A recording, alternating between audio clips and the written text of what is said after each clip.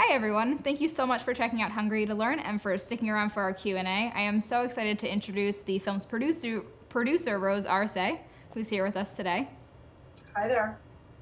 Hi Rose, thank you so much for joining us. Thanks for having me. I'm really excited to talk about the film. Oh, there's so much to discuss. So let's dive in. Food and housing insecurity is such an important topic that me personally, I don't know about everyone else, is not on the top of the list of what we're hearing about on a day-to-day basis. So I'd love to hear a little bit about how you became aware of this issue and how you got involved and decided to get involved with a documentary about the topic. I was talking to a professor friend of mine, someone who had made the transition from journalism, where I started my career into the teaching space. And I asked her, what has been the biggest obstacle that you faced in making the transition? And I thought she was going to talk about, like, oh, teaching students, it's a very different experience. And she said, no, hunger and homelessness. And I was just blown away by that. And I said, how could that be? And started asking other professors that I knew about it, and everyone kept saying the same thing. And I thought, well, there's a real epidemic here that the public doesn't know about and needs to know about. That's how it all started. And I think it seems like Sarah is a huge figure in this Yes. movement. How did she become involved with the project?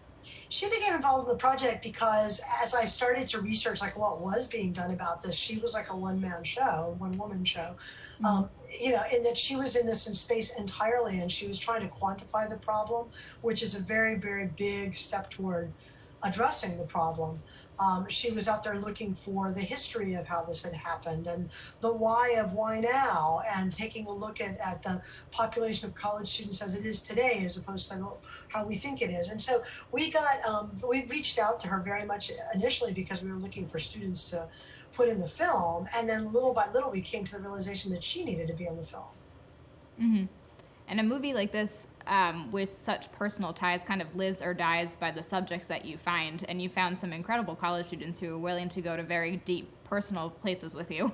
How did you find these kids, and what was the process like getting them to agree to be in a film, and also just getting comfortable enough with you to be able to share their stories?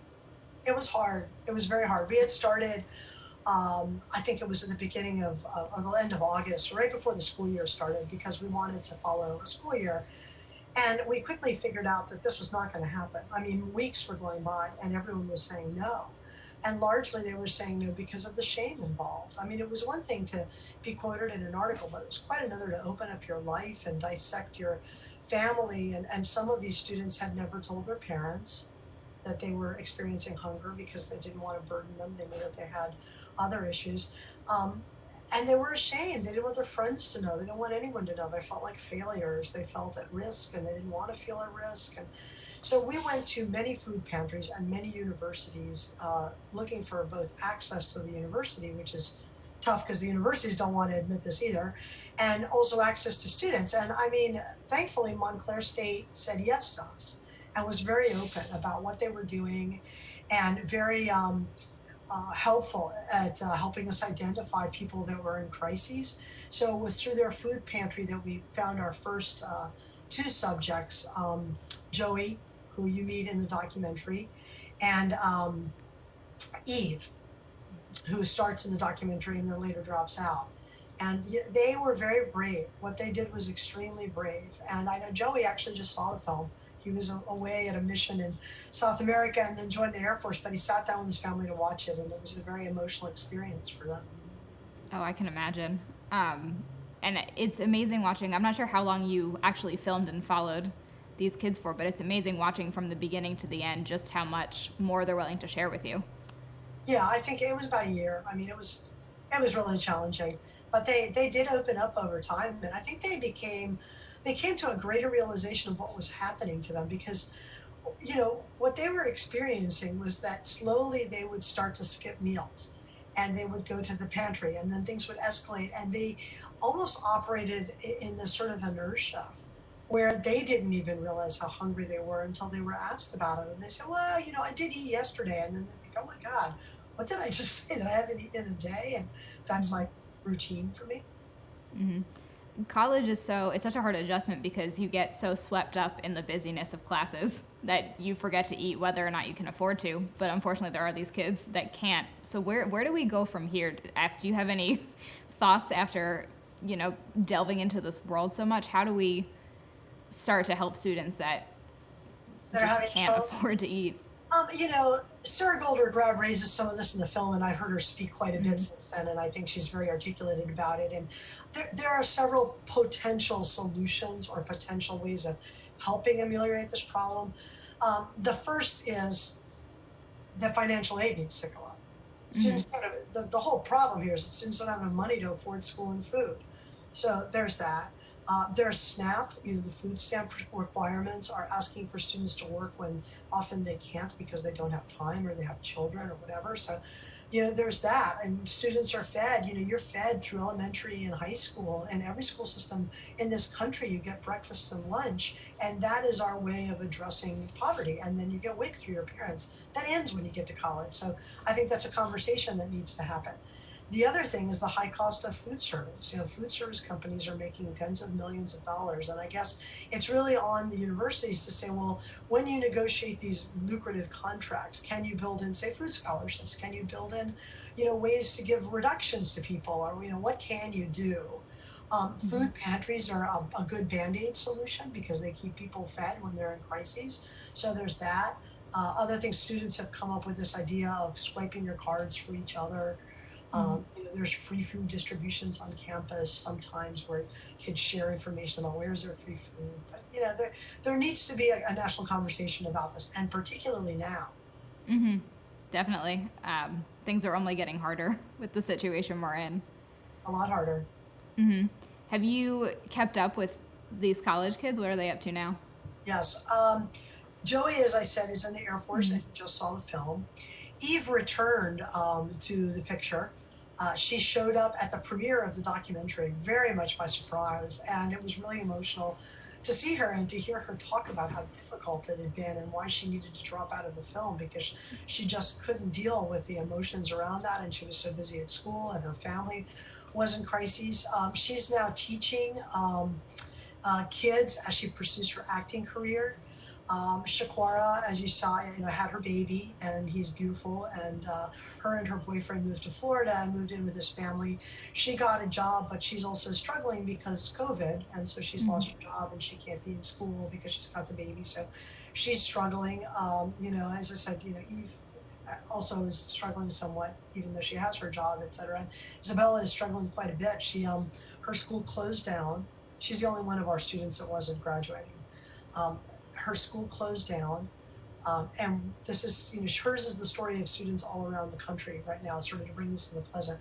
When things closed down in March, dorms closed down in March, food service closed down in March. So kids who did not have a family to return to or a family that could take care of them were left without housing and food.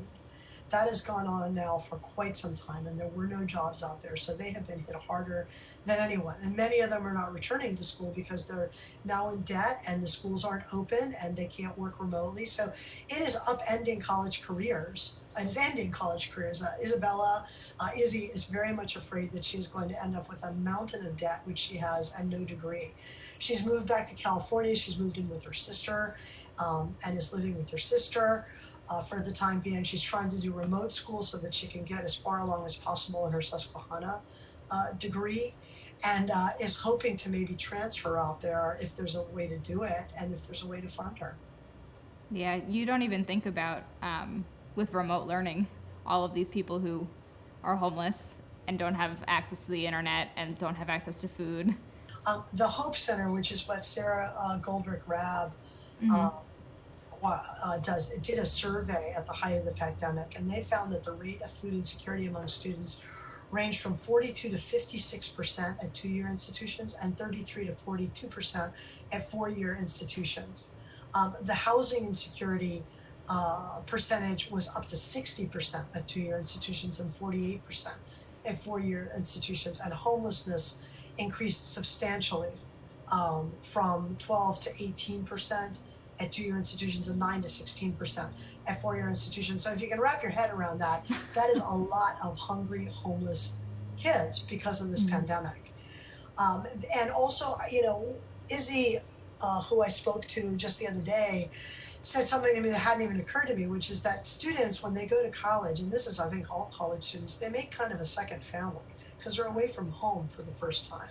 So, in a sense, these kids have not just lost a place to live and a place to eat and a place to study, they've lost their families. And that is even more acute for students that were struggling and who had a weak family structure, to lose your, family all of a sudden. And, you know, and this is not something that's going to end. About a quarter of the nation's 5,000 colleges have decided to provide um, school in person. So that means 75% aren't. And the ones that are decreasing every day as COVID outbreaks um, continue.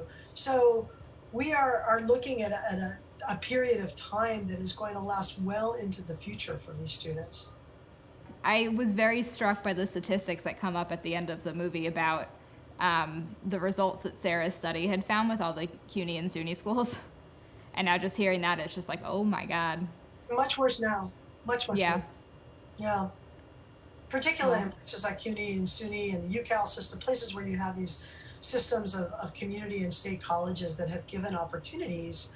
Um, you know, we talk a little bit in the documentary about the changing face of the American college student and how much more vulnerable they are. Well, now they're even more vulnerable. Yeah.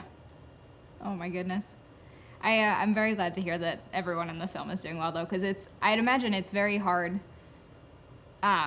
You become emotionally invested in them so quickly and you just want them to succeed, but they're in a system that's setting them up to fail, unfortunately.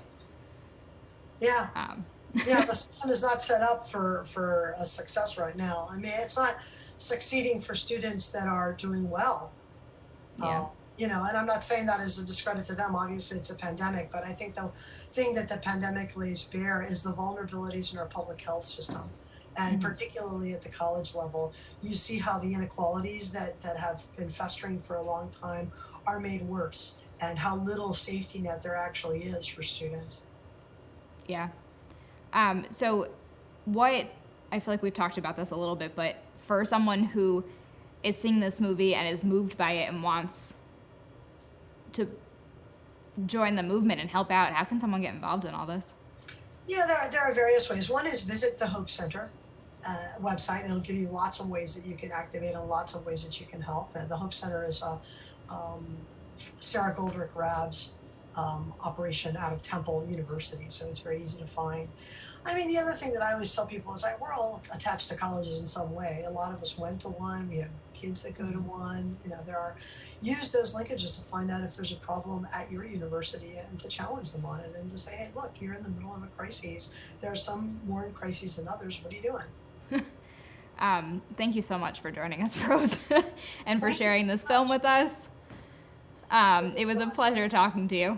It was a pleasure talking to you too. Thanks for having me. Thanks. Thank you so much for checking out this Q&A. There is so much more content available in our virtual cinema and in our carpool theater, so check it out, and we'll see you soon.